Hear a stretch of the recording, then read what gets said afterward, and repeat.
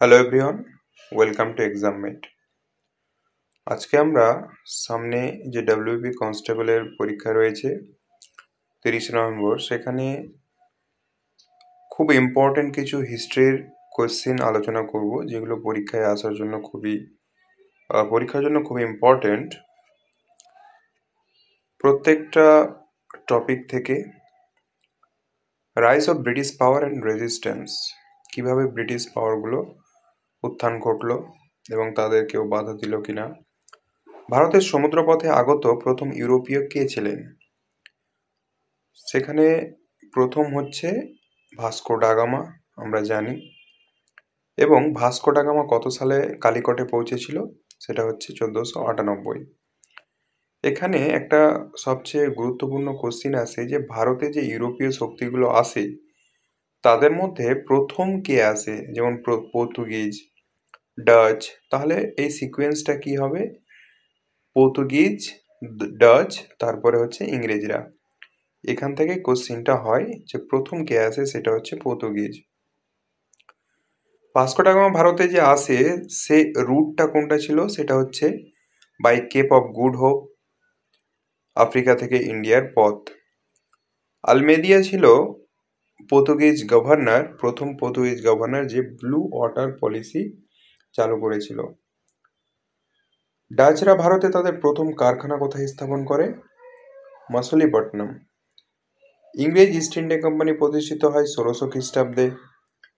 পলাশির যুদ্ধ খুব ইম্পর্টেন্ট, 1757। তারপরে 1857তে হচ্ছে আমাদের সিপাহী বিদ্রোহ।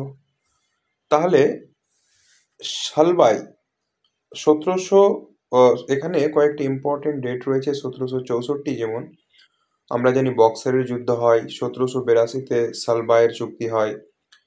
সালবাইয়ের চুক্তি হচ্ছে মারাঠা এবং ইংরেজদের মধ্যে প্রথম ইংরেজ-মহীশূর যুদ্ধের সমাপ্তির পর, যেটা আমরা জানি প্রথম মহীশূরের যুদ্ধ হয়েছিল 1785 থেকে 1782।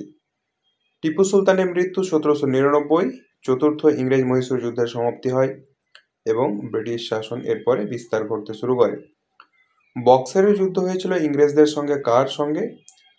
মীর কাসিম, সিরাজউদ্দৌলা এবং শাহ আলম। তখন শাহ আলম দ্বিতীয় ছিল মুঘল বাদশাহ। 1764 ভারতের ব্রিটিশ শাসনের প্রকৃত সূচনা শুরু হয়।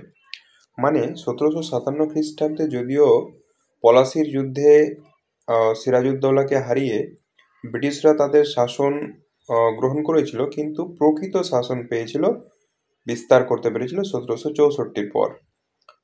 অধীনতামূলক মিত্রতা নীতি কে প্রবর্তন করেন? সেটা হচ্ছে লর্ড ওয়েলেসলি। এবং ডালহৌসি যদি করে, তাহলে ডালহৌসি কি করেছিল? সত্ত্ব বিলোপ নীতি।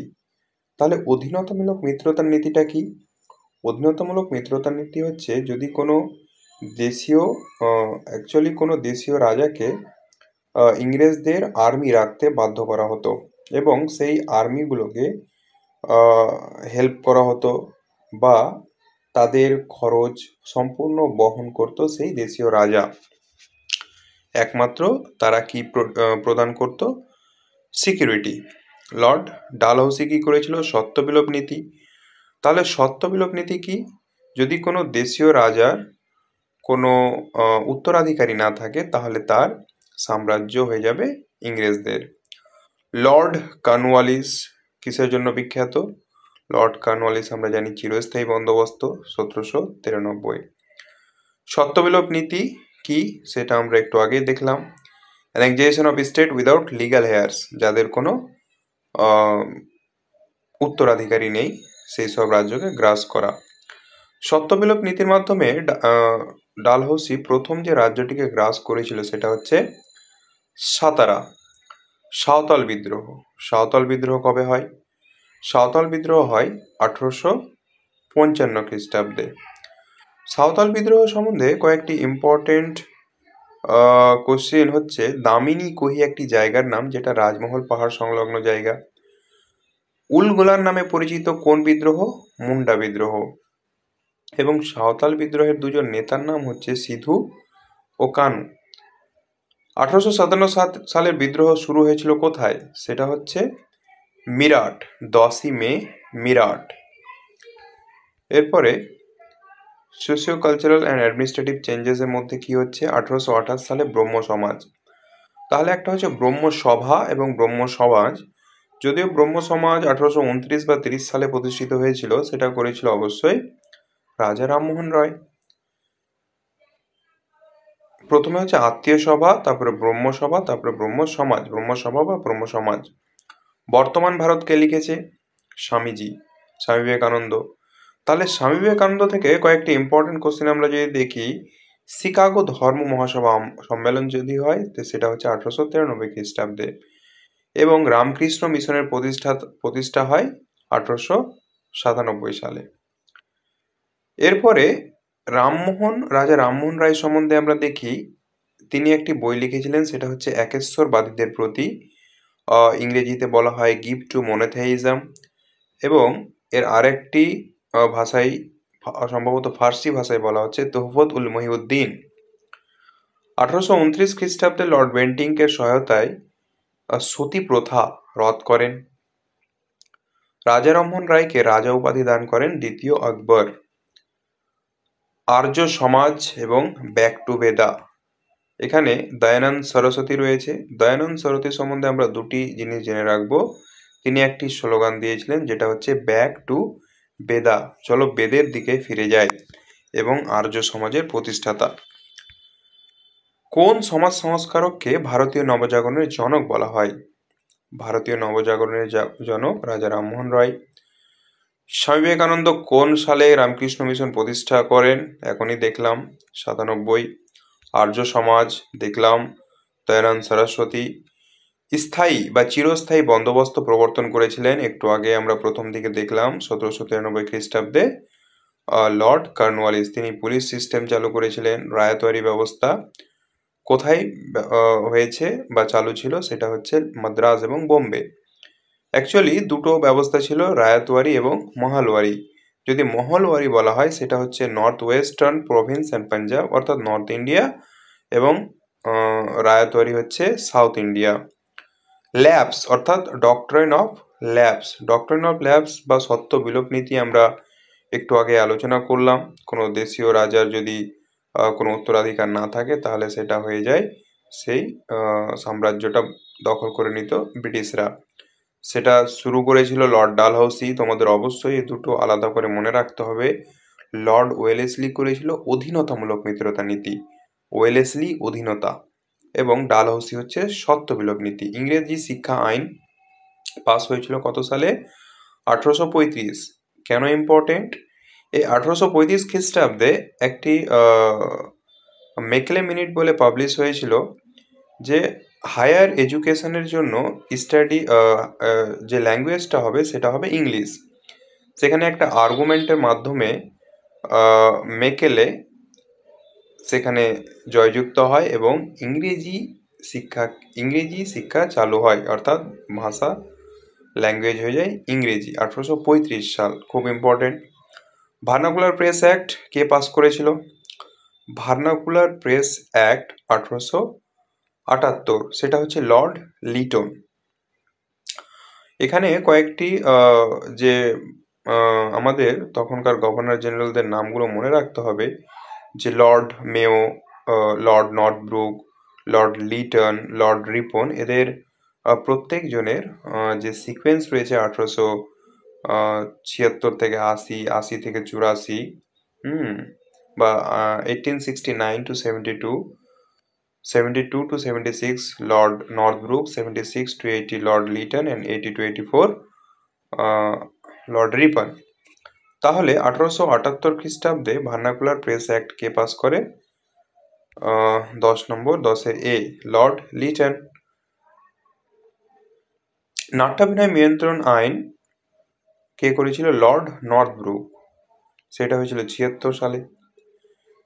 1882 সালে ভার্নাকুলার প্রেস আইন রিপিল করা হয়, অর্থাৎ বাদ দেওয়া হয় রিপনের দ্বারা। রিপন আর কি করেছিল? স্থানীয় স্বায়ত্তশাসন বা লোকাল সেলফ গভর্নমেন্টের প্রতিষ্ঠা করেছিল। এরপরে আমরা দেখব ইন্ডিয়ান ন্যাশনাল।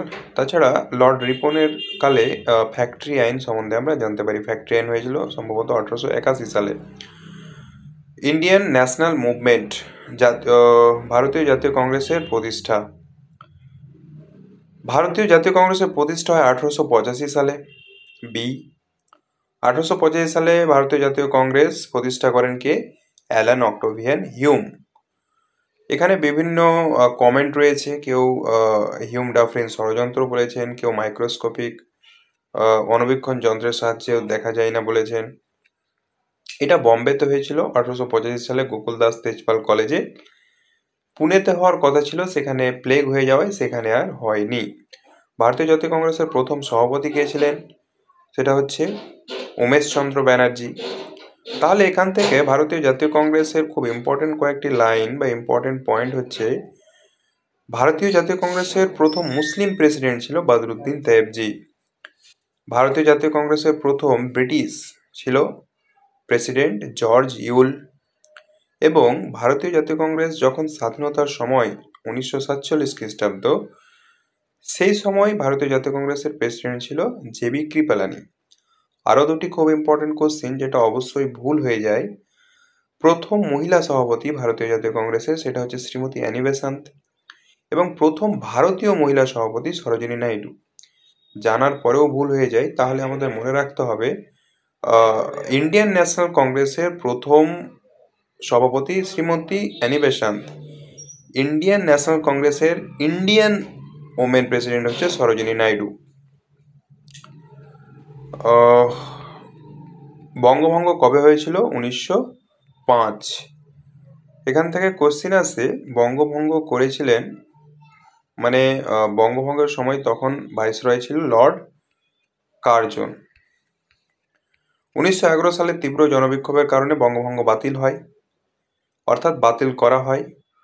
তখন ছিল লর্ড হার্ডিঞ্জ, অর্থাৎ দ্বিতীয় হার্ডিঞ্জ ভাইসরয়। 1911 সালে, এখান থেকে খুব ইম্পর্টেন্ট একটা কোশ্চিন, 1911 খ্রিস্টাব্দে ব্রিটিশরা ভারতের রাজধানী কলকাতা থেকে দিল্লিতে স্থানান্তরিত করে। ঘোষণা করেন রাজা পঞ্চম জর্জ, এবং 1912 সালে এই স্থানান্তর চূড়ান্ত করা হয়। কিন্তু প্রিভিয়াস ইয়ার WBCS এর কোশ্চিন এখান থেকে একটা হয়েছিল যে 1931 খ্রিস্টাব্দে নতুন রাজধানী নয়াদিল্লি আনুষ্ঠানিকভাবে উদ্বোধন করা হয়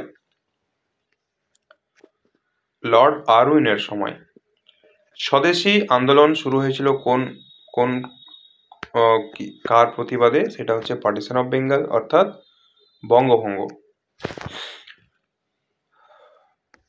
মুসলিম লীগ, আমরা এখানে জানি Rowlatt act, partition of Bengal, Simon commission. Rowlatt act কেন হলো 1919? আর রাওলাট অ্যাক্টে যে কোনো পলিটিক্যাল নেতাদের 2 বছরের জন্য ইমপ্রিজনমেন্ট করা যেত উইদাউট এনি ট্রায়াল। এরপরে সাইমন কমিশন গঠন হয় 1927 খ্রিস্টাব্দে, ভারতে আসে 1928 খ্রিস্টাব্দে 3রা ফেব্রুয়ারি বোম্বেতে আসে। সাইমন কমিশন আমরা বয়কট করি, ভারতীয়রা বয়কট করে। কেন? সেখানে কোনো ভারতীয় মেম্বার ছিল না। জালিয়ানওয়ালাবাগ ম্যাসাকার 1919 খ্রিস্টাব্দে 13 এপ্রিল কোথায় ঘটেছিল? অমৃতসর। মুসলিম লীগ প্রতিষ্ঠা হয় 1906। ফাউন্ডার নবাব সালিমুল্লাহ, কিন্তু ফার্স্ট প্রেসিডেন্ট ছিল আগা খান। হোম রুল আন্দোলন শুরু হয়েছিল কোথায়? শুরু করেছিল অ্যানি বেসান্ত এবং বাল গঙ্গাধর তিলক, দুজনেরই আলাদা আলাদা ছিল 1916 খ্রিস্টাব্দে। থিওসফিক্যাল সোসাইটি হলো একটি বিশ্বব্যাপী সংস্থা যা 1875 সালে হেলেনা ব্লাভাৎস্কি এবং হেনরি ওয়ালকট দ্বারা প্রতিষ্ঠিত হয়। মহাত্মা গান্ধীর ভারতে প্রথম সত্যাগ্রহ হয়েছিল কোথায়? সেটা হচ্ছে চম্পারণ, বিহার। কেন হয়েছিল? সেখানে 3 কাঠিয়া সিস্টেম, অর্থাৎ 20 কাঠার মধ্যে, অর্থাৎ 1 বিঘা জমিতে 3 কাঠাতে সেখানকার চাষিরা নীল চাষ করতে বাধ্য ছিল। এরপরে কয়েকটি তার যে আন্দোলন, সেগুলো হচ্ছে চম্পারণের পরে হচ্ছে আহমেদাবাদ মিল স্ট্রাইক, খেড়া। আইন অমান্য আন্দোলন শুরু হয়েছিল কত সালে? আইন অমান্য আন্দোলন 1930। ডান্ডি মার্চ কি এই আইন অমান্য আন্দোলনের সঙ্গে যুক্ত? গুজরাটের সাবরমতী আশ্রম থেকে শুরু হয়, ডান্ডি পর্যন্ত যাত্রা করে লবণ আইন ভঙ্গ করেছিল। সেটা শুরু হয়েছিল 12ই মার্চ এবং শেষ হয় 6 এপ্রিল। ডু অর ডাই, করেঙ্গে या মরেঙ্গে স্লোগানটি কোন আন্দোলনের সময় দেওয়া হয়েছিল? সেটা হচ্ছে করেঙ্গে या মরেঙ্গে, কুইট ইন্ডিয়া মুভমেন্ট, ভারত ছাড়ো আন্দোলন। আচ্ছা, খিলাফত আন্দোলনের প্রধান নেতা, খুব ইম্পর্টেন্ট, সেটা হচ্ছে আলী ভাতৃদ্বয়। সেই আলী ভাতৃদ্বয়গুলো কে ছিল? মোহাম্মদ আলী জওহর এবং শওকত আলী, মোহাম্মদ আলী অ্যান্ড শওকত আলী।